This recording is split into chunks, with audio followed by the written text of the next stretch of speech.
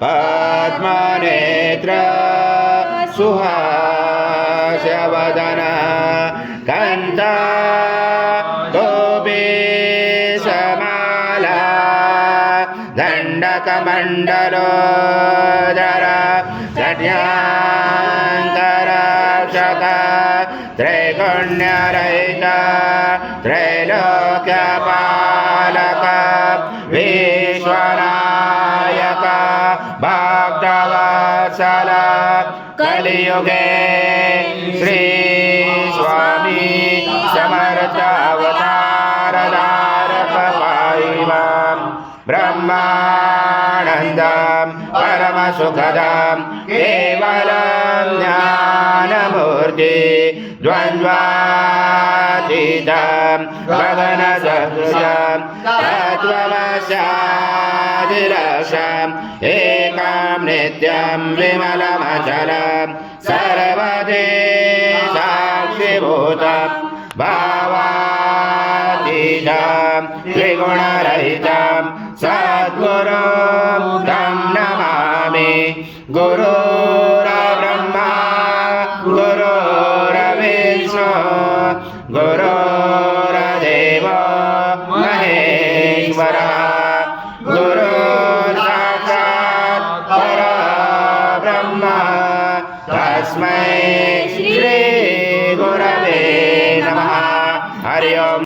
माध्वस्व स्वाहा कृतं भूषणं भक्षयव्यम् आजं स्वर्णमहार आजं यज्ञे प्रतिष्ठम् आजं पवित्रं परमं स्नानादे प्रगृह्यादम्। श्री सद्गुरु स्वामी समर्थ महाराज देवताभ्यो नमः।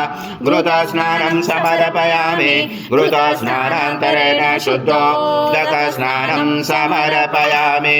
सकल पूजाते सर्व उपचाराते गन्धपुष्पं समर्पयामि। उपचारार्थे प्रार्थना पूर्वक नमस्कारं करोमि।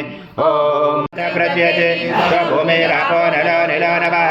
त्वं चत्वारि वाक्पदानि त्वं गुणत्रातीत त्वं देहत्रातीत त्वं कालत्रातीत त्वं मूलाधारस्थितो नित्यं त्वं शक्तित्रात्मक त्वं योगिनो दायन्त नित्यं त्वं ब्रह्मा त्वं विष्णु त्वं रुद्र त्वं इन्द्र त्वं अग्नि त्वं वायु त्वं सूर्य त्वं चन्द्रमा त्वं ब्रह्मपुरोचरं गणादि पर्वमुच्चार वनादि तदनन्दनम् अनुस्वार परतरार्दिल्सदं कारेण रुचितं एतत्त्वमनुस्वरूपं दकार पूर्वरूपं मकारो मध्यमरूपं अनुस्वार शान्तरूपं बिन्दुरुदरूपं नादसन्धानं सहिता सञ्जय सहिता गणेश विद्या गणकरुषेण च गायत्री चन्द्र गणपति देवता।